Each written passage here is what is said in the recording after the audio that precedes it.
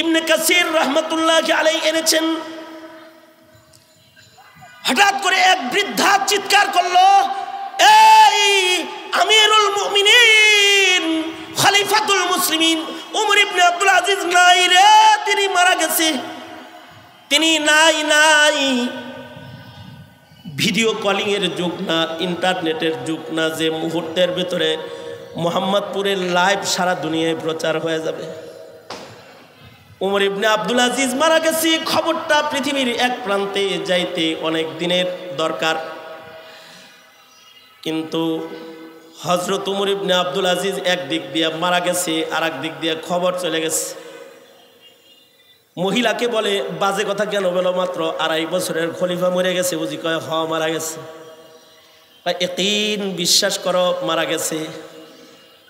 উমর ইবনে আব্দুল আজিজ থাকতে পারে না।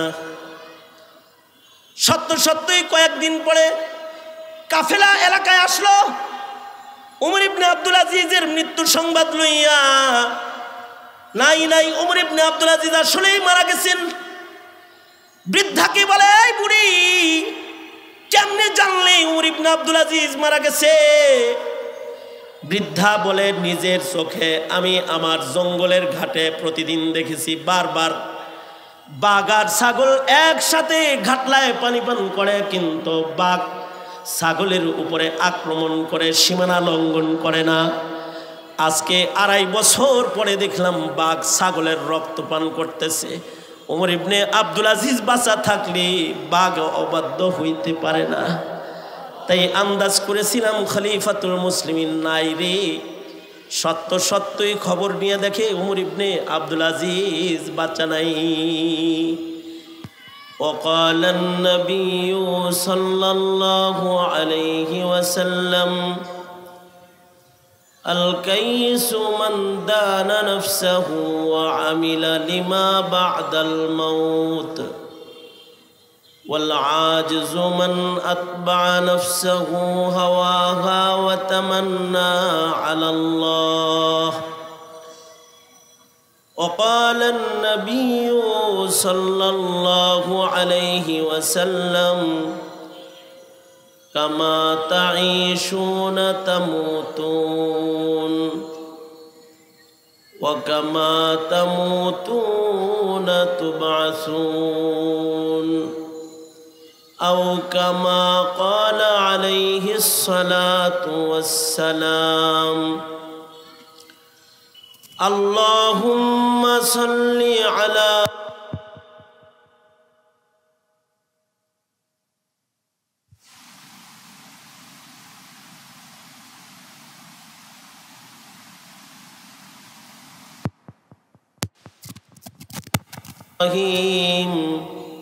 إنك حميد مجيد.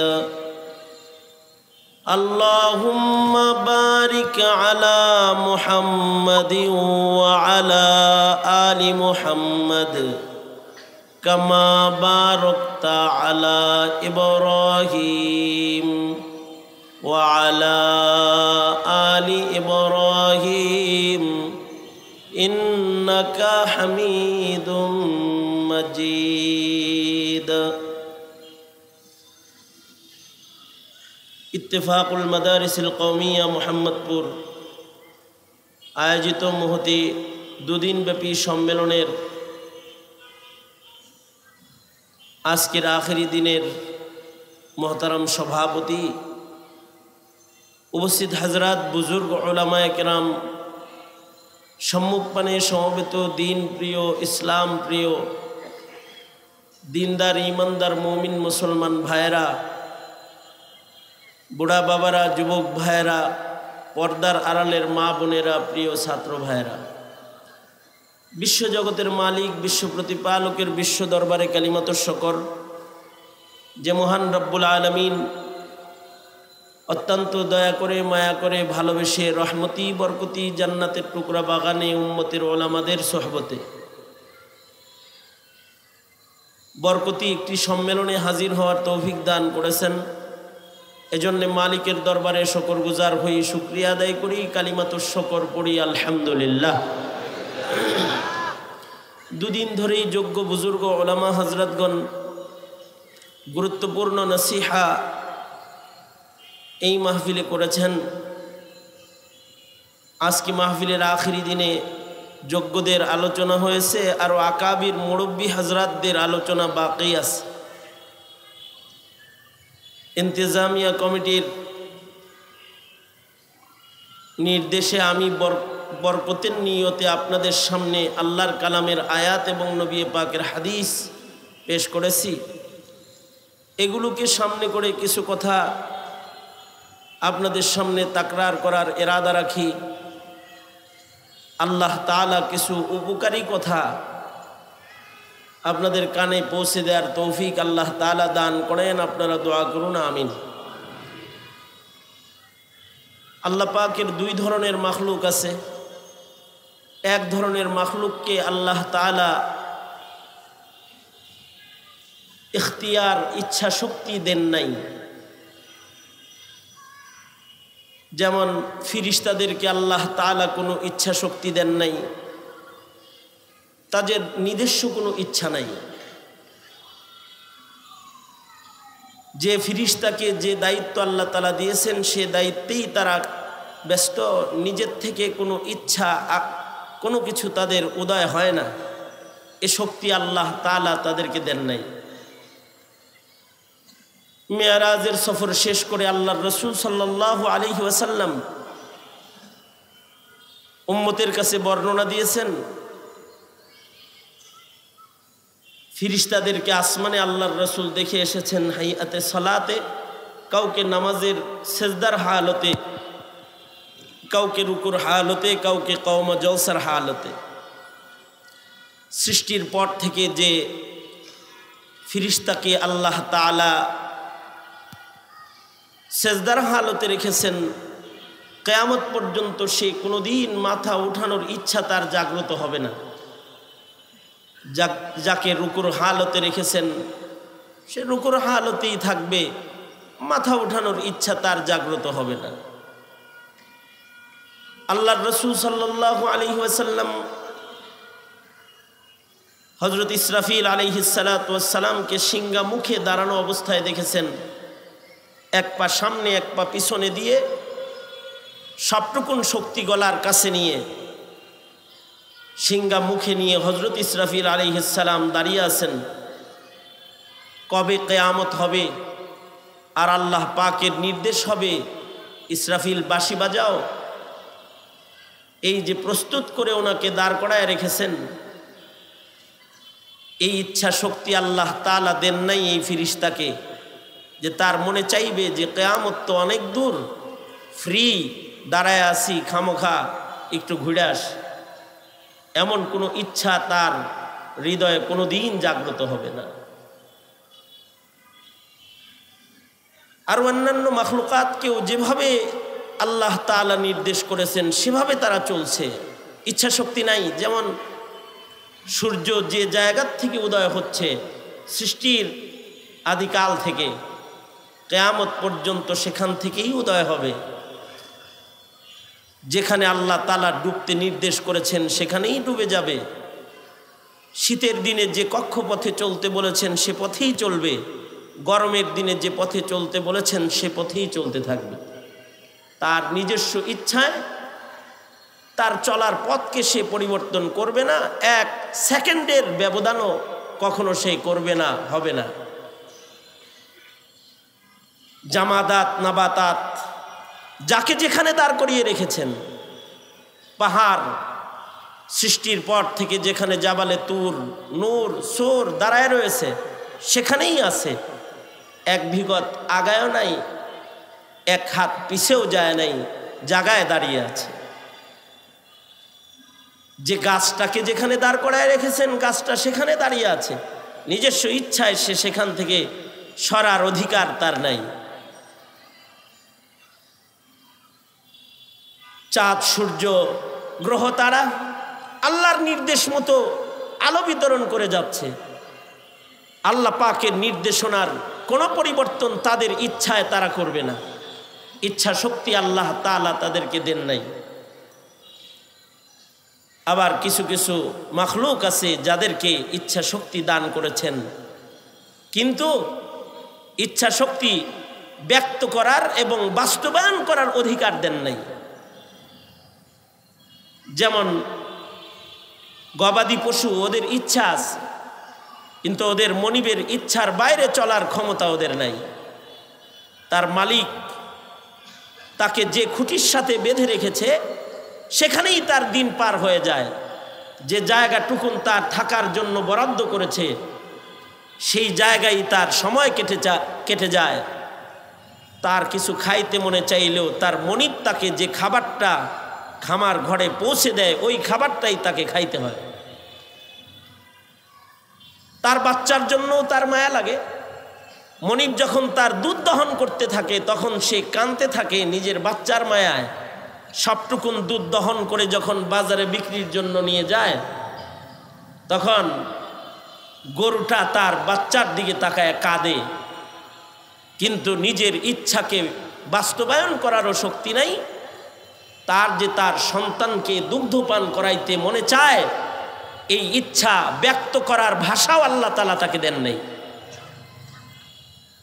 গরুর গাড়ি কাঁধে নিয়ে গরু চলছে, তার ঘাড়ের চামড়া উল্টে যাচ্ছে, কিন্তু এ কথা বলার শক্তি আল্লাহ তাকে দেন নাই যে মনিব গাড়িতে বোঝা বেশি হয়ে গেছে, এত বোঝা টেনে নেওয়ার ক্ষমতা আমার নাই, অথবা আমি দুর্বল হয়ে যাই, বোঝাটা একটু কমাতে চাই, দুইবারে নিতে চাই, এতটুকুন বলার শক্তিও আল্লাহ তাআলা তাকে দেন নাই। কিন্তু মানুষ আল্লাহ পাকের এক মুকাদ্দাস আজব সৃষ্টি, যাদেরকে আল্লাহ তাআলা ইচ্ছে দান করেছেন, আবার ইচ্ছা শক্তি ইখতিয়ার এটা বাস্তবায়নের ক্ষমতা দান করেছেন, আবার ইচ্ছাকে ব্যক্ত করার ভাষা দান করেছেন। ইচ্ছাও দিয়েছেন, ইখতিয়ার দিয়েছেন, ইখতিয়ার বাস্তবায়ন করার কুওয়াত শক্তি দিয়েছেন। পাশাপাশি নিজের ইচ্ছা বর্ণনা করার জন্য জুবান আল্লাহ তাআলা দান করেছেন। এসব কিছু দেওয়ার পরেও আল্লাহ তাআলার নির্দেশ হলো, এরে মানুষ, তোমার ইচ্ছায় তুমি নিজেকে পরিচালিত করো না, তোমার ইচ্ছাকে আমার ইচ্ছার দ্বারায় পরিবর্তন করে ফেলো, আর তোমার খাহেসাতকে দমন করো, তাহলে তুমি আমার কাছে মাহবুব হতে পারবে। ইচ্ছা শক্তিও দিয়েছেন, ইচ্ছা শক্তি বাস্তবায়ন ক্ষমতাও দান করেছেন, ইচ্ছাকে ব্যক্ত করার ভাষাও দান করেছেন। এ কারণেই তো আজব বনি আদম নিজের ইচ্ছাকে বাস্তবায়ন করেই সারা জীবন কাটিয়ে দেয়। রবের ইচ্ছার দিকে 50 বছরে নজর করার মতো খেয়াল মানুষের হয় না। মদের আসরে আর জেনা ব্যভিচারে আর পাপাচারে জিন্দেগি পার করে দেয়। আবার কেউ কেউ আছে নিজের ইচ্ছাকে দমন করে আল্লাহর ইচ্ছায় জিন্দেগি কাটায় দেয়। এ কারণেই পৃথিবীর ইতিহাসে সারা জিন্দেগিতে একটা নেকির কাম করে নাই এমন মানুষের অস্তিত্ব আছে, আবার সারা জিন্দেগিতে পাপাচার গুনাহ করে নাই এমন মানুষের অস্তিত্ব আছে। যেমন নবীগণ তাদের জিন্দেগিতে নবীরা গুনাহ করেন নাই। আবার এমন মানুষ আছে যার জীবন ডায়েরির ভেতরে নেকির অস্তিত্ব নাই, নেক কাজের অস্তিত্বই নাই। এখনো এমন মানুষ পাওয়া যাবে যারা সারা রাত গুনাহের আসরে কাটায় দিবে, অথবা এমন মানুষ পাওয়া যাবে যারা সারা রাত ইবাদতের ভেতরে কাটায় দিবে। যেমন সাহাবায়ে কেরামের ভেতরে সারা রাত ইবাদতের ভেতরে কাটায় দিতেন সাহাবায়ে কেরাম। সারা রাত জায়নামাজে দাঁড়িয়ে আল্লাহর সামনে মুসাল্লায় কাটায় দিতেন। নামাজের 2 রাকাত নামাজে দাঁড়িয়ে টোটাল কোরআন খতম করে ফেলতেন। আবার এমনও মানুষ আছে সারা রাত সিনেমা, নাটক আর গান বাদ্যের ভেতরে রাত কাটায় দিতেছে, ইচ্ছাকে বাস্তবায়ন করে, খাহেসাতকে বাস্তবায়ন করে সারা রাত গুনার ভেতরে তার রাত্রি কেটে যায়। কিন্তু এমন মানুষও আছে যাদের সারা রাত কোরআন পড়তে পড়তে কেটে যায়, যেমন হযরত উসমান ইবনে আফফান রাদিয়াল্লাহু আনহু। যারা 2 রাকাত নামাজে কোরআনে কারীম খতমকারী অথবা 1 রাকাত নামাজে কোরআন খতমকারী, তাদের ভেতরে একজন যে হযরত উসমান 1 রাকাত নামাজে টোটাল কোরআন খতম করেছেন, অথবা 2 রাকাত নামাজে বারবারই কোরআনে কারীমকে খতম করেছেন। উবাই ইবনে কাব রাদিয়াল্লাহু আনহু 2 রাকাত নামাজে কোরআন খতম করেছেন। হযরত তামিমে দারি রাদিয়াল্লাহু আনহু 1 রাকাত নামাজে টোটাল কোরআনে কারীম খতম করেছেন। তাবেঈনদের ভেতরে ইমামুনা ইমামুদ দুনিয়া ইমামে আজম আবু হানিফা রাহমাতুল্লাহি আলাইহি 1 রাকাত নামাজের ভেতরে কোরআনে কারীম খতম করেছেন। হযরত সাঈদ ইবনে জুবায়ের রাহমাতুল্লাহি আলাইহি 1 রাকাত নামাজের ভেতরে টোটাল কোরআনে কারীম খতম করেছেন। শুধু 1 রাকাত 2 রাকাত নামাজে কোরআন খতম করেছেন তা নয়, সুদীর্ঘ 40টা বছর পর্যন্ত ইমামে আজম আবু হানিফা রাহমাতুল্লাহি আলাইহি ইশার ওযুর দ্বারায় ফজরের নামাজ আদায় করেছেন। 40 বছর পর্যন্ত ইশার ওযু দিয়ে ফজরের নামাজ পড়েছেন। 40 বছরের ভেতরে কি ঘুমাইতে মনে চায় নাই, অথবা বিবির বিছানায় কি যেতে মনে চায় নাই? নিজের জিন্দেগির 40 বছরের রাতকে আল্লাহ তাআলার জন্য ওয়াকফ করেছেন। লাগাতার 40টি বছর ইশার ওযু দিয়ে ফজরের নামাজ আদায় করেছেন ইমামে আজম আবু হানিফা রাহমাতুল্লাহি আলাইহি। এই 40 বছরে রাতের বেলায় কত কিছুই তো হৃদয়ে এসেছে, কিন্তু নিজের খাহেসাতকে দমন করে, আল্লাহ পাকের ইচ্ছাকে বাস্তবায়ন করে নিজের জিন্দেগির 40টি বছর রাতের সময়টুকুনকে এমন ইবাদতের ভেতরে কাটিয়েছেন যে এশার ওযু দিয়ে ফজরের নামাজ পড়েছেন 40 বছর।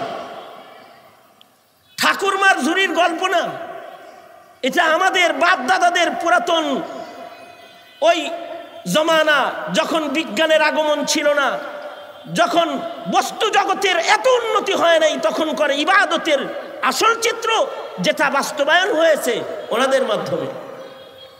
40 বছর ইশার ওযু দিয়ে ফজরের নামাজ আদায় করেছেন। একদিন ইশার নামাজে গেছেন ইমামে আজম আবু হানিফা রাহমাতুল্লাহি আলাইহি। ইমাম সাহেব ইশার নামাজে সূরা জিলজাল তিলাওয়াত করতেছেন। ইমামে আজম আবু হানিফা রাহমাতুল্লাহি আলাইহি ইমাম সাহেবের তিলাওয়াত শুনতেছেন। ইমাম সাহেব নামাজের ভেতরে সূরা জিলজাল পড়তেছেন, আর ইমামে আজম আবু হানিফা রাহমাতুল্লাহি আলাইহির পা দুইটা থরথর করে কাঁপতেছে আল্লাহর ভয়ে। যখনই ওনার কানে এসেছে ফামান ইয়ামাল মিসকালা যাররাতিন খায়রান ইয়ারাহ ওয়া মান ইয়ামাল মিসকালা যাররাতিন শাররান ইয়ারাহ, হায়াতের 1 জাররা নেকি এটা আমলনামায় থাকবে, হায়াতের 1 জাররা গুনাহ এটাও আমলনামায় থাকবে। ওনার ভয় এসেছে, আজকের রজনী যদি আমার জিন্দেগির শেষ রজনী হয়, তাহলে আজকের রজনীতে আল্লাহর ঘরে দাঁড়িয়ে যতটুকু নেক কাজ কামাই করা যায় ওটা থেকে যাবে আমলনামায়। ইমামে আজম ইশার নামাজ শেষ করে নফল নামাজের ভেতরে মসজিদের এক কোণে দাঁড়িয়ে গেছেন। মুয়াজ্জিন অপেক্ষা করতেছে, কিছু সময় পরে ইমাম ঘরে চলে যাবেন, তাসনিফাতের কাজ করবেন, ইস্তেমবাতের কাজ করবেন। যাই একটু পরে মসজিদ বন্ধ করে যাই, কিন্তু মুয়াজ্জিন পিছনে বসে দেখে ইমামের তিলাওয়াত শেষ হয় না। মুয়াজ্জিন বুঝে ফেলেছে আজকের তিলাওয়াত এটা খতমের তিলাওয়াত ছাড়া অন্য কিছু না। মুয়াজ্জিন দরওয়াজা বন্ধ করে ঘরে চলে যায়, দরওয়াজা চাপায়া দিয়া বাড়ি চলে গেছে, ঘুমায়েছে, শেষ রজনীতে উঠেছে।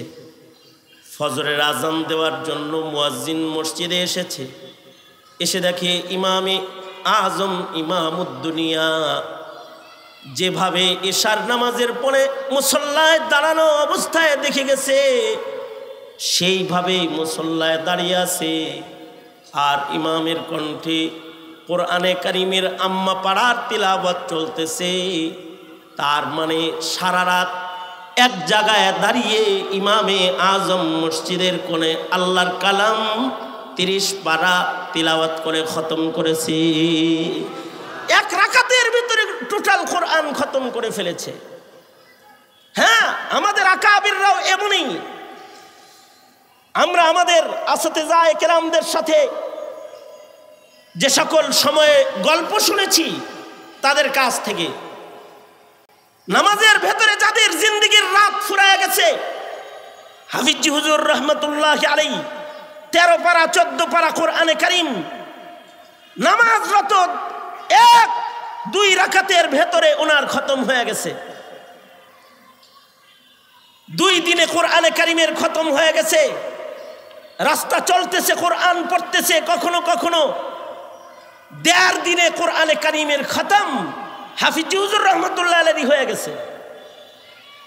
আর আমরা আমাদের সচক্ষে যাদের দেখেছি একদিনে 15 পারা 12 পারা 13 পারা কোরআনে কারিমের তিলাওয়াত করতেছে।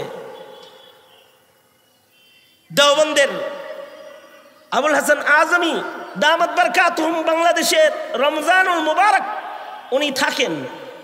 এ রমজানে উনি 2 দিনে খতম কোরআনে কারিমের তিলাওয়াত করেন।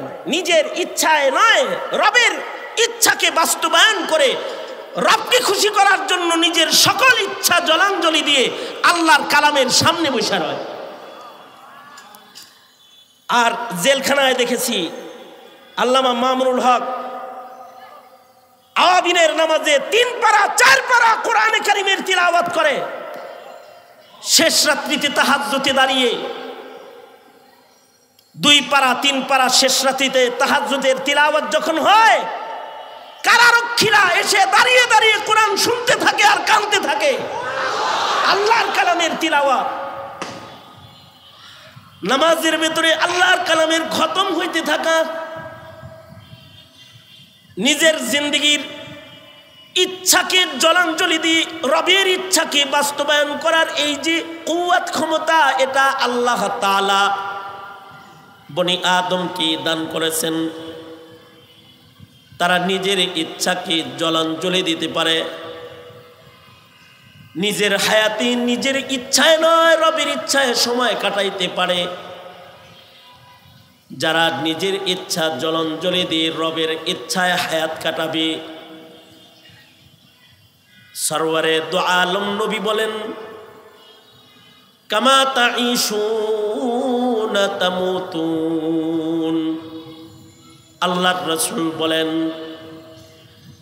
যেমনটি তোমাদের জীবনের হায়াত তোমরা কাটাবে তেমনটি তোমাদের মরণ হবে। যদি হায়াতটা রবের ইচ্ছায় তোমরা কাটাও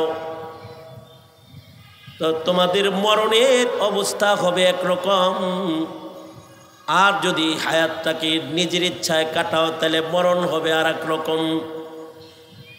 কামা তাঈশুনা তামুতুন, যেমন হায়াতে সময় কাটাবে তেমন তোমাদের মরণ হবে। আর মনে রাখবে, মরণ যেমন হবে পুনরুত্থান হাসর কিন্তু তেমন হবে। কামা তামুতুনা তুবআসুন ওয়া কামা তুবআসুনা তুহশারুন। হায়াত যেমন হবে মরণ তেমন হবে, মরণ যেমন হবে পুনরুত্থান তেমন হবে। আর পুনরুত্থান যেমন হবে, হাসরের বিচারের অবস্থান তেমন হবে। মানব জীবনের অধ্যায়টা, জীবন অধ্যায়টা নিজের ইচ্ছায় নয়, রবের ইচ্ছায় কাটাইতে হয়। তাহলে আসল অধ্যায় যেটা আয়েশ করার জান্নাতি জীবনের চিরসুখ যেটা, এটা আল্লাহ তাআলার কাছ থেকে পুরস্কার হিসেবে বান্দাকে আল্লাহ তাআলা দান করেন। নিজের ইচ্ছাকে জলাঞ্জলি দিয়ে যে আল্লাহর ইচ্ছা বাস্তবায়ন করবে, কি দিয়া, কোন শক্তির বলে করবে? নিজের ইচ্ছাকে জলাঞ্জলি দিবে কি বাস্তবায়ন করবে? কিসের বিনিময়ে এটা ঘটবে? কিসের বিনিময়ে নিজের ইচ্ছা জলাঞ্জলি হয়ে রবের ইচ্ছা বাস্তবায়ন হবে? অস্ত্রের শক্তি দিয়ে নয়, দৈহিক শক্তি দিয়ে নয়, শিক্ষার শক্তি দিয়ে নয়, বুদ্ধির শক্তি দিয়েও নয়, বিজ্ঞানের শক্তি দিয়েও নয়। তবে নিজের ইচ্ছার জলাঞ্জলি হবে, দমন হবে, আর রবের ইচ্ছা বাস্তবায়ন হবে এক মহাশক্তির মাধ্যমে। সে শক্তির নাম হলো খাশিয়াতে খুদাবন্দি বা তাকওয়াল্লাহ। অস্ত্রের দ্বারা মানুষের ইচ্ছা শক্তি দমন করা যায় না। এ কারণে অস্ত্রের মুখেও দুষ্টরা তাদের ইচ্ছা বাস্তবায়ন করা যায়। জেল জুলুম হুলিয়া দিয়া মানুষের ইচ্ছাকে দমন করা যায় না। আমার সাথে দেখা হয়েছে, 8ম বার জেল হাজতে গেছে, 8 নম্বর বার ডাকাত, এটা জেল নাম্বার 8 তার। এর আগে সে আরো 8 বার ছাড়া পাইছে, 7 বার ছাড়া পায়া 8ম বারে ঢুকছে। বললাম কি অপরাধ? কয় আগে যে কারণে ঢুকছি এখন সে কারণে ঢুকছে। আগেও ডাকাতি করে ঢুকছে, এবারও ডাকাতি করে ঢুকছে। এতবার জেলে আসলেন, তারপরেও স্বভাবটা ছাড়লেন না। সামনে বাইর হইলে ইনশাআল্লাহ বড় ধরনের কিছু করব। ইনশাআল্লাহ কয়ে নিজের ইচ্ছা বাস্তবায়ন করবার চেয়েছে। নারায়ণগঞ্জের এক বড় ধরনের সন্ত্রাসী গ্রুপের একজন আছে, জেলখানায় যায় বুজুর্গ হয়ে গেছে, সপ্তাহে 5 দিন রোজা রাখে। আমি নিজের জামা হেরে দিছি হাদিয়া, মামুনুল হক সাহেব লুঙ্গি দিছে হাদিয়া। এই লম্বা দাড়ি, তাহাজ্জুদ পরে, রোজা রাখে। কিন্তু বললাম যে যদি আল্লাহ বাইর করে তাইলে কি হইব? মাটির নিচে জিনিসটা রাখাইছি, আমি জানি দুনিয়ার কেউ বাইর করতে পারবো না। যাই এই কামটা গটাইয়া দিব। যে মামলার কারণে জেলে আইছে ও গরুর চান্দি চন্দি আগে খুলম। অস্ত্রের ভয় দিয়া, জেলখানার ডর দিয়া নিজের ইচ্ছাকে দমন করণ যায় না, মানব ইচ্ছাকে দমায় রাখা যায় না। শিক্ষার দ্বারা কারণ ইচ্ছা দমন করা যায় না। এ কারণেই বহু শিক্ষিত লুচ্চা হয়, জেনাকার হয়, চোর হয়, বাটপার হয়, খুনি হয়। বহু শিক্ষিত, শিক্ষার দ্বারা ইচ্ছাকে দমন করা যায় না। যদি কারোর ইচ্ছা শক্তিকে দমন করে চরিত্রওয়ালা জিন্দেগি গঠন করতে হয় যদি কাউকে, তাহলে তার যেটা লাগবে সেটা হলো খাশিয়াতে খুদাবন্দি। এ কারণেই আল্লাহ পাকের ঘোষণা হলো, ওয়া আম্মা মান খাফা মাকামা রাব্বিহি, ওয়া আম্মা মান খাফা মাকামা রাব্বিহি ওয়া নাহান নাফসা আনিল হাওয়া ফাইন্নাল জান্নাতা হিয়াল মাওয়া। আল্লাহ তাআলা বলেন, যার ভেতরে 2টা গুণ পাওয়া যাবে, আল্লাহ পাককে, আল্লাহর মাকাম আর শান মতো যারা ভয় করবে, আল্লাহকে আল্লাহর শান মতো যারা ভয় করবে, আর আল্লাহ ভীতির মাধ্যমে যারা তাদের নফসকে দমন করবে, ওয়ানাহান নাফসা আনিল হাওয়া ফাইন্নাল জান্নাতা হিয়াল মাওয়া। আর আমাদের পূর্বের যুগের ইতিহাস যদি দেখি, 1500 বছর পিছনে যদি চলে যাই, 1400 বছর পেছনে যদি চলে যাই, জুলমের সমাজটা যখন স্বর্ণযুগে রূপান্তরিত হয়েছিল, সেই সমাজ চিত্র যদি তাকায় দেখি, ওই সমাজে দেখব অস্ত্রও নাই, গুলিও নাই, বোমাও নাই, বাহিনীও নাই, কিচ্ছু নাই, পাহারাদারও নাই, সিসি ক্যামেরাও নাই। উপর থেকে কোনো বড় ধরনের শক্তি ব্যবহার করে সবকিছু দেখার মতো বিজ্ঞানের শক্তির ব্যবহারও নাই, স্যাটেলাইট নাই। কিন্তু তাদের অন্ধকার ঘরেও গুনাহ হয় নাই, ছোট্ট এক জাররা অপরাধও তো হয় নাই, এমন হাসানাতও হয় নাই যে হাসানাতটা মানুষের পছন্দ, আল্লাহর পছন্দ না। হাসানাতুল আবরার সাইয়াতুল লিল মুকাররাবিন, এর উপরে আমলওয়ালা মানুষ পাওয়া গেছে। কোন মহাশক্তির কারণে? প্রশাসনিক শক্তি নয়, অথবা আইন কানুনের শক্তি নয়, বিচার বিভাগের দাম্ভিক শক্তি নয়। তাদের কাছে শিক্ষাও ছিল না, অস্ত্রও ছিল না, কিছুই ছিল না, কিন্তু তখন তাকওয়াল্লাহ নামক মহাশক্তি তাদের কাছে ছিল। এ কারণে এক জাররা অপরাধও করতে পারে নাই। যেমন আমিরুল মুমিনিন হযরত আবু বকর সিদ্দিক রাদিয়াল্লাহু আনহু, খলিফাতুল মুসলিমিন হযরত আবু বকর সিদ্দিক রাদিয়াল্লাহু আনহু, যিনি নবী পাকের খলিফা, নবীদের পরে শ্রেষ্ঠতম মহামানব, নবীদের পরে যিনি সবচেয়ে শ্রেষ্ঠ হযরত সিদ্দিক আকবর, হযরত আবু বকরের সামনে খাবার হাদিয়া এসেছে, রুটি গোশত হাদিয়া এসেছে। 3 দিনের না খাওয়া আবু বকর ক্ষুধার্ত, 3 দিন যাবৎ কিছু খান না, আর সামনে রুটি গোশত হাদিয়া আসছে। একদিন রোজা রাখলে পরে ঘটি বাটি খাইতে মনে চায়, আর 3 দিনের না খাওয়া আবু বকর, সামনে রুটি গোশত। তিনি হাদিয়া পেয়ে রুটি গোশত চিবানো শুরু করেছেন, খাইতে শুরু করেছেন। এক লোকমা ওনার ভেতরেও চলে গেছে, এক টুকরা গোশত পেটের ভেতরে গেছে। খাইতেছেন আর গল্প করতেছেন।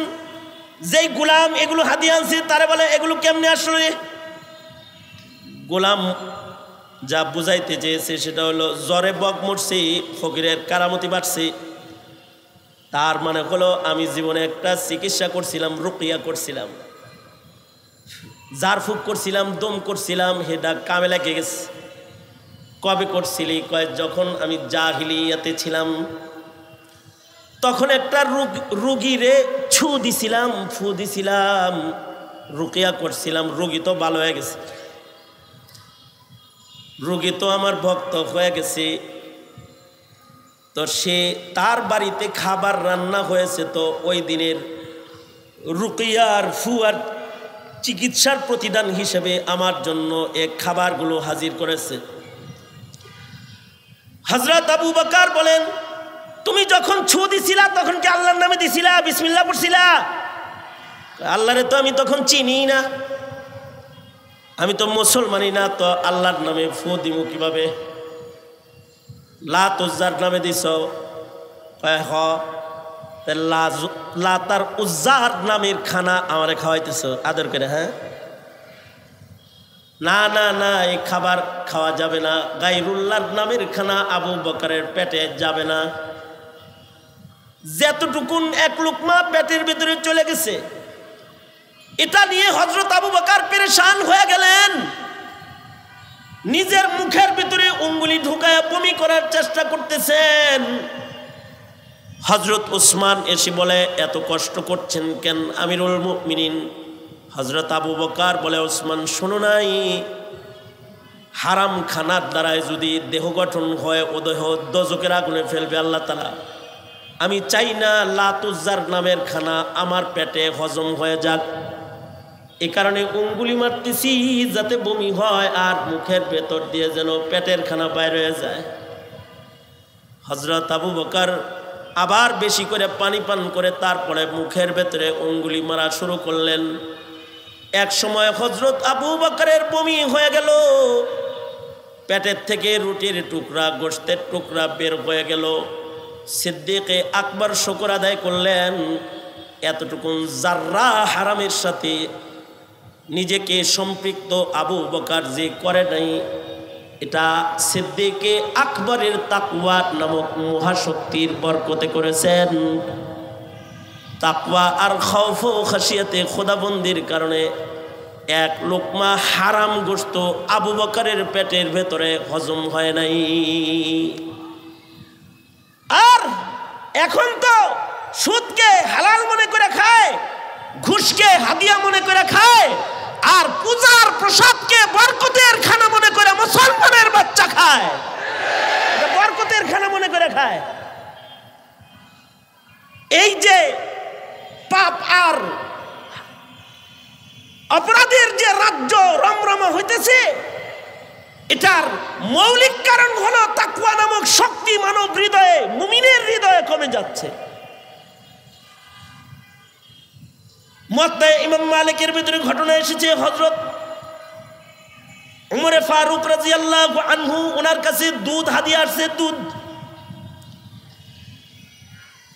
দুধ তো নবী পছন্দ করতেন, হযরত উমরের কাছে হাদিয়া আসছে, আর হযরত উমর দুধ পান করে ফেলেছেন। দুধ পেটের ভেতরে চলে গেছে। এবার জিগাইতেছে, কিরে এই দুধ কি তোমার বাড়ির পালা কোনো গাভী বা ওটের দুধ নাকি? আগন্তক বলে, আমিরুল মুমিনিন, গরিব মানুষ আমি, উট গরু কই পাবো আমি? এগুলো বাইতুল মালের উটের দুধ, যেগুলো গরিবদেরকে সাদকা করা হয়। এবারের সাদকার বাটে আমার নাম পড়ছে, তো আমি হাদিয়া পাইছি, সাদকা পাইছি বাইতুল মাল থেকে। আমি চিন্তা করলাম একা না খাই, আমিরুল মুমিনিন কেউ খাওয়াই, অসুবিধা নাই, অসুবিধা নাই। নিজে আবার ফতোয়াও দিয়ে দিতেছে, অসুবিধা নাই, আমার জন্য সাদকা আর লাকা হাদিয়া, আপনার জন্য এটা হাদিয়া, খায়ালান, বাকিটাও খায়া ফেলান। সুন্দর ফতোয়া মেরে দিছে যে আমার জন্য সাদকা, আপনার জন্য হাদিয়া। ফতোয়া তো আসছে, কিন্তু হযরত উমরের খৌফ ও খাশিয়াতে খোদাবন্দির কারণে হালাল খানাটাকেও পেতে হযরত উমর রাখতে পারতেছেন না। হযরত উমর চিন্তা করলেন, এই বাইতুল মালের হাদিয়ার দুধ, এইটা আমার পেটে থাকা অবস্থায় যদি আমি উমরের মরণ হয়ে যায়, আর আল্লাহ তাআলা যদি আমাকে জিজ্ঞাসা করে, উমর রে, তুমি ছিলা আমিরুল মুমিনিন, আর তোমার বাইতুল মালের সদকার দুধ তোমার পেটে কেমনে ঢুকলো? হযরত উমর বলে, এই প্রশ্নের উত্তর দেওয়ার মতো ক্ষমতা আমার রবের জালালের সামনে দাঁড়ায়া এই প্রশ্নের উত্তর দেওয়ার ক্ষমতা আমার নাই। সুতরাং এই দুধকেও আমার পেটে হজম হইতে দেওয়া যাবে না। হযরত ওমর বেশি করে পানি পান করলেন এবং নিজের পেটকে নিজে ড্রেসিং করলেন, উঙ্গুলি দিয়া দিয়া বমি করলেন, আবার পানি পান করলেন, আবার উঙ্গুলি দিয়া বমি করলেন, নিজের পেটকে এমনভাবে ড্রেসিং করলেন, বিষ পেটে গেলে যেমন ড্রেসিং করে হসপিটাল থেকে বের করে, হযরত ওমর সদকার দুধগুলাকে ড্রেসিং করে নিজের মুখ দিয়া পেটের দুধগুলাকে বের করে ফেললেন। যখন পেটের দুধগুলা বাইর হয়ে গেল, হযরত ওমর বলে, আলহামদুলিল্লাহ, এবার আজরাইলে ধইরা ফেলাইলে কোনো চিন্তা নাই, সদকার দুধ পেটে নাই। সরকারি সাদাকার দুধ হাদিয়া হয়ে আসছে, ওইটা পেটে নাই। আর জনগণের রাজস্ব, জনগণের হক মাইরা আঙ্গুল ফুলা কলাগাছ হয়ে খুশি মনে দেশ নয় বিদেশে বাড়ি বানায় ঘুরে বেড়ায়। এই যে অধঃপতন আর অবনতি, এটা সম্ভব হয়েছে তখন যখন তাকওয়া আল্লাহ আর খৌফ খাশিয়াতে খোদাবন্দি হারায় গেছে। তখন ইতিহাসের পাতার আরেকজন উমর ছিলেন উমর ইবনে আব্দুল আজিজ রহমাতুল্লাহি আলাইহি। উমর ইবনে আব্দুল আজিজ রহমাতুল্লাহি আলাইহি 99 হিজরিতে যিনি খলিফাতুল মুসলিমিন হইছেন, 50 বছর খলিফা ছিলেন না। হযরত উমর ইবনে আব্দুল আজিজ খলিফা ছিলেন মাত্র 2.5 বছর। মাত্র 2.5 বছরের খেলাফত পরিচালনা কইরা হযরত ওমর ইবনে আব্দুল আজিজ রহমাতুল্লাহি আলাইহি এমন এক শান্তির রাজ কায়েম করেছেন, গঠন করেছেন। মানুষের ভেতরে তো ইনসাফ ছিলই, জঙ্গলের ভেতরেও ইনসাফ কায়েম হয়েছে। ওমর ইবনে আব্দুল আজিজের আমলে মানুষের উপরে তো জুলুম করে নাই। 2.5 বছরের ওমর ইবনে আব্দুল আজিজের খেলাফত কালে বাঘ আর ছাগল এক ঘাটে পানি পান করেছে। আল্লাহু আকবার, জোরে করে বলেন আল্লাহু আকবার, আরো জোরে আওয়াজ করে বলেন আল্লাহু আকবার। 2.5 বছরের খেলাফত কাল, 50 বছরের খেলাফত কাল না। যদি জমিনে ইনসাফ কায়েম করতে হয় 50 বছরের টার্গেট লাগে না, 100 বছরের টার্গেট লাগে না। 24 ঘন্টার টার্গেটে দেশ অপরাধ মুক্ত হয়ে যায়। আফগানিস্তান এটার নজির দেখায় দিয়েছে। মাত্র 2.5 বছরের খলিফাতুল মুসলিমিন ওমর ইবনে আব্দুল আজিজ রহমাতুল্লাহি আলাইহি, এই 2.5 বছরের খলিফা মাত্র, কিন্তু খেলাফতের প্রভাব জমিনের মানুষের উপরে এই পরিমাণ পড়েছে যে জঙ্গলের প্রাণীর উপরে প্রভাব পড়েছে। বাঘ আর ছাগল এক ঘাটে পানি পান করে। ইবনে কাসির রহমাতুল্লাহি আলাইহি এনেছেন, হঠাৎ করে এক বৃদ্ধা চিৎকার করলো, এই আমিরুল মুমিনিন খলিফাতুল মুসলিমিন ওমর ইবনে আব্দুল আজিজ নাই রে, তিনি মারা গেছে, তিনি নাই। ভিডিও কলিং এর যুগ না, ইন্টারনেটের যুগ না, যে মুহূর্তের ভেতরে মোহাম্মদপুরের লাইভ সারা দুনিয়ায় প্রচার হয়ে যাবে। ওমর ইবনে আব্দুল আজিজ মারা গেছে, খবরটা পৃথিবীর এক প্রান্তে যাইতে অনেক দিনের দরকার, কিন্তু হযরত ওমর ইবনে আব্দুল আজিজ এক দিক দিয়ে মারা গেছে, আর এক দিক দিয়ে খবর চলে গেছে। মহিলাকে বলে, বাজে কথা কেন বলো, মাত্র 2.5 বছরের খলিফা মরে গেছে। বুঝি কয়, হ মারা গেছে। ইয়াকিন, বিশ্বাস করো মারা গেছে। ওমর ইবনে আব্দুল আজিজ থাকতে পারে না। সত্যই কয়েকদিন পরে কাফেলা এলাকায় আসলো। ওমর ইবনে আব্দুল আজিজের মৃত্যুর সংবাদ লইয়া, নাই ওমর ইবনে আব্দুল আজিজ আসলেই মারা গেছেন। বৃদ্ধাকে বলে, এই বুড়ি, কেমনে জানলে ওমর ইবনে আব্দুল আজিজ মারা গেছে? বৃদ্ধা বলে, নিজের চোখে আমি আমার জঙ্গলের ঘাটে প্রতিদিন দেখেছি, বারবার বাঘ আর ছাগল একসাথে ঘাটলায় পানি পান করে, কিন্তু বাঘ ছাগলের উপরে আক্রমণ করে, সীমানা লঙ্ঘন করে না। আজকে 2.5 বছর পরে দেখলাম বাঘ ছাগলের রক্ত পান করতেছে। ওমর ইবনে আব্দুল আজিজ বাঁচা থাকলে বাঘ অবাধ্য হইতে পারে না। তাই আন্দাজ করেছিলাম খলিফাতুল মুসলিমিন নাই রে। সত্যই খবর নিয়ে দেখে ওমর ইবনে আব্দুল আজিজ বাচ্চা নাই। এইটা ওমর ইবনে আব্দুল আজিজ রহমাতুল্লাহি আলাইহির অস্ত্র কিনা শক্তি না। বিদেশ থেকে টন অস্ত্র দেশে আনে তারপরে ইনসাফ কায়েম করে নাই। এই ইনসাফ তিনি কায়েম করেছিলেন ওনার খাসিয়াতে খোদাবন্দির মাধ্যমে, ওনার আদালতের মাধ্যমে। ওনার ইনসাফের প্রভাব জঙ্গলের প্রাণীর উপরেও পড়েছে। উনি কিরকম ইনসাফ ওয়ালা ছিলেন যে ঈদের দিনে নিজের সন্তানকে কাপড় দেওয়ার মতো টাকা ওমর ইবনে আব্দুল আজিজের ছিল না। মেয়েরা সেরা কাপড় পরে ঈদ উদযাপন করেছে ওনার কন্যারা। শুধু তাই নয়, সতর্কতা কতটুকুন ছিল? সতর্কতা, উর্দুন এক গভর্নর হযরত ওমর ইবনে আব্দুল আজিজের জন্য 2 প্যাকেট খেজুর হাদিয়া পাঠাইছে উর্দুন থেকে। নিজের বেতনের পয়লা টাকা বরকতের জন্য ওমর ইবনে আব্দুল আজিজরে হাদিয়া দিছে 2 টুকরি খেজুর। খেজুরগুলা বড় দামি খেজুর। এই খেজুরগুলা ওমর ইবনে আব্দুল আজিজের কাছে পৌঁছেছে। খাদেম এনে খেজুরগুলা ওমর ইবনে আব্দুল আজিজের সামনে পেশ করেছে। ওমর ইবনে আব্দুল আজিজ রহমাতুল্লাহ আলাইহি বলেন, এই খেজুরগুলা কেমনে আইলো?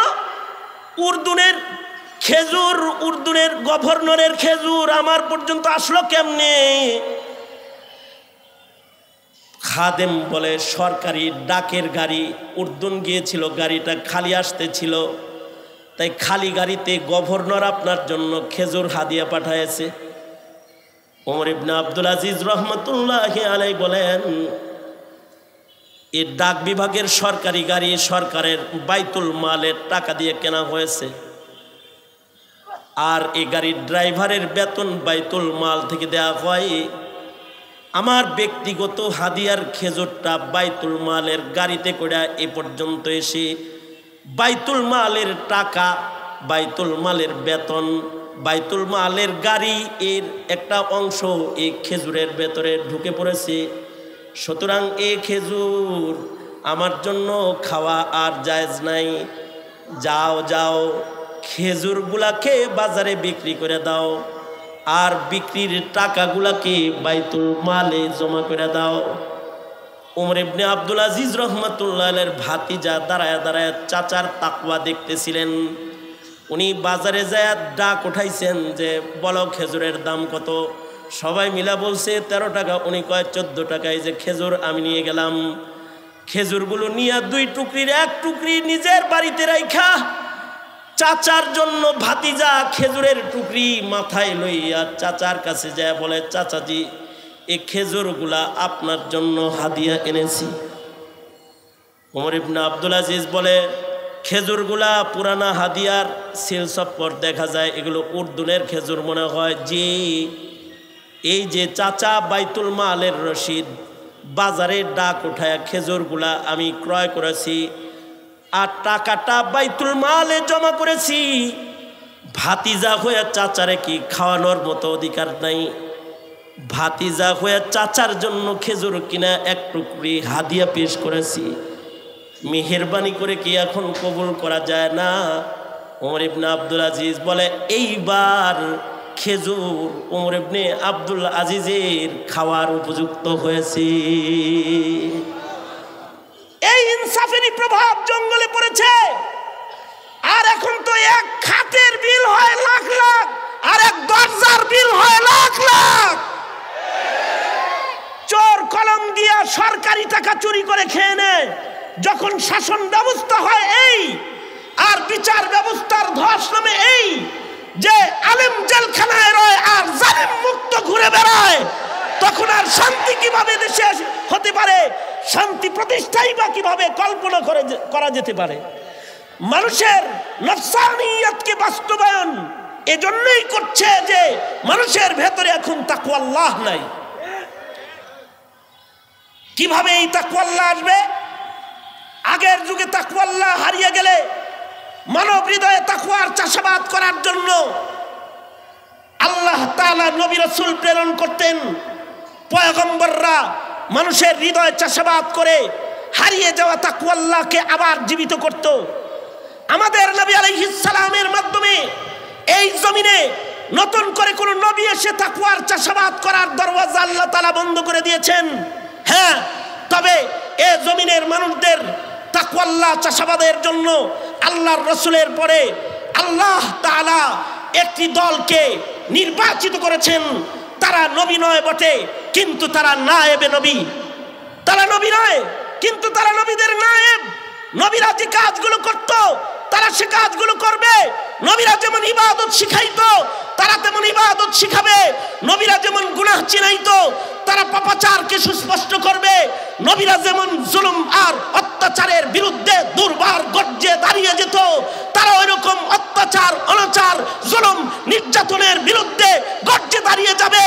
নবীরা যেমন জালিমের বিরুদ্ধে দুর্বার আন্দোলনী ভূমিকা পালন করেছে, কিয়ামত পর্যন্ত নায়েবে নবীরা তাদের দায়িত্ব পালনে বাতিলের সাথে কোনো আপোষ করবে না। এক চুল বসে থাকবে না, জবান বন্ধ তারা রাখবে না। তারা নায়েবে নবীর ভূমিকা পালন করবে। আর এই জমিনের মানুষের হৃদয়ে তারা তাকওয়ার চাষাবাদ করবে। মুহতারাম হাজিরিন, এই কারণেই উলামায়ে কেরাম এই জিম্মাদারি পালন করে বটেই। এই কারণেই এই জমিনের মুসলমানদের সমাজে যখন পশ্চিমাদের কুফরি চাষাবাদ আর অত্যাচারের চাষাবাদ বন্ধ হয়ে যায়, তাকওয়া আল্লাহর কারণে মুসলমানদের কাছে যখন তারা পাপকে গিলাইতে পারে না, জমিনটাকে পাপের রাজ্য বানাইতে পারে না, তারা চিন্তা করে দেখেছে একটি দল আমাদের জন্য বাধা, তারা হলো উলামায়ে কেরাম, যারা তাদের মেহনতের মাধ্যমে জাতির হৃদয়কে তাকওয়া আল্লাহে শক্তিশালী করে দেয়, যার মাধ্যমে তারা কুফরকে না প্রদর্শন করে, তারা বিদআতকে না প্রদর্শন করে, তারা জুলমকে না প্রদর্শন করে, তারা সারা দুনিয়ার কুফরি শক্তিকে না দেখায়, হ্যাঁ দেখায় না, একটি কাফেলায় রয়েছে, তারা হলো উলামায়ে কেরাম। সঙ্গত কারণেই চক্রান্ত হলো এই যারা জাতির হৃদয়কে গঠন করবে এদেরকে জেলখানায় আটকায় দাও। এ কারণেই আল্লামা মামুনুল হক জেলে, এই কারণেই বাবুনগরীকে জেল খাটতে হয়েছে, এই কারণেই মুফতি আমিনীকে গৃহবন্দী থাকতে হয়েছে, এই কারণেই হাজার হাজার আলেমকে জেলের অন্ধকার কুঠরিতে রাতের আধারে চোখের পানি ফেলতে হয়েছে, সেজদারত খানতে হয়েছে। হে তালেবানে ইলমে নবুওয়াত, তোমাদেরকে বলছি এই উলামায়ে কেরামের এই অত্যাচার সহ্য করার ধারা এটি আজকের নয়, নতুন নয়, এটি পুরাতন এক ইতিহাস। এই ইতিহাস কিয়ামত পর্যন্ত, ইসরাফিলের বাঁশি পর্যন্ত চলতেই থাকবে, চলতেই থাকবে। সঙ্গত কারণে কোন বাতিলের গর্জন দেখে তোমার অর্জনকে তুমি হারাবে না। তুমি তোমার সর্বশক্তি নিয়ে নয়াবতের জিম্মাদারি পালনের জন্য প্রস্তুত থাকবে। প্রয়োজনে জান দিবে, জীবন দিবে, কাফন পরে আবার রাজপথে যাবে, প্রয়োজনে মামুনুল হকের সাথে জেলখানায় তালাবদ্ধ থাকবে, কিন্তু বাতিলকে তোমরা সহ্য করবা না, সহ্য করবা না।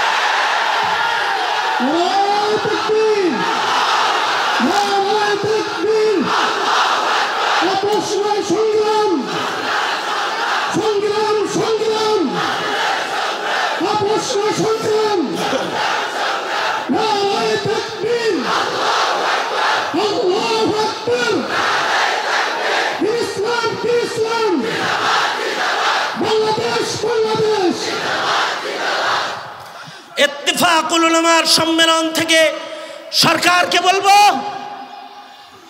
মুসলমানের মাটিতে উলামায়ে কেরামদেরকে তাদেরকে নিয়ন্ত্রণ না করে নাস্তিকবাদকে নিয়ন্ত্রণ করুন, মুরতাদদেরকে নিয়ন্ত্রণ করুন। ধর্মীয় শিক্ষা ও উলামায়ে কেরামের মেহনত এটি এই মাটির অধিকার, মানুষের অধিকার, মুসলিম মিল্লাতের অধিকার। এই অধিকারকে টেনে ধরার কোনো চেষ্টা করবেন না। ৭০ মামুনুল হককে মুক্ত করে দিন, আরো যারা রয়েছে জেলখানায় তাদের মুক্ত করে দিন, অন্যথায় এ জাতি উপযুক্ত জবাব দিয়ে দিবে, উপযুক্ত জবাব দিয়ে দিবে। আল্লাহ তাআলা আমাদেরকে সহি সমঝ দান করেন, তাকওয়া আল্লাহকে ধারণ করে নিজের নফসকে কাবু করে কদম কদম চলার তৌফিক দান করেন। এ কামনা করেই আমি আমার সংক্ষিপ্ত কথা এখানেই ইতি টানছি। जो कुछ हुआ या रब तेरे करम से हुआ, जो कुछ होगा तेरे करम से ही होगा। व आखिर दावाना अल्हम्दुलिल्लाहि रब्बिल आलमीन। अस्सलामु अलैकुम व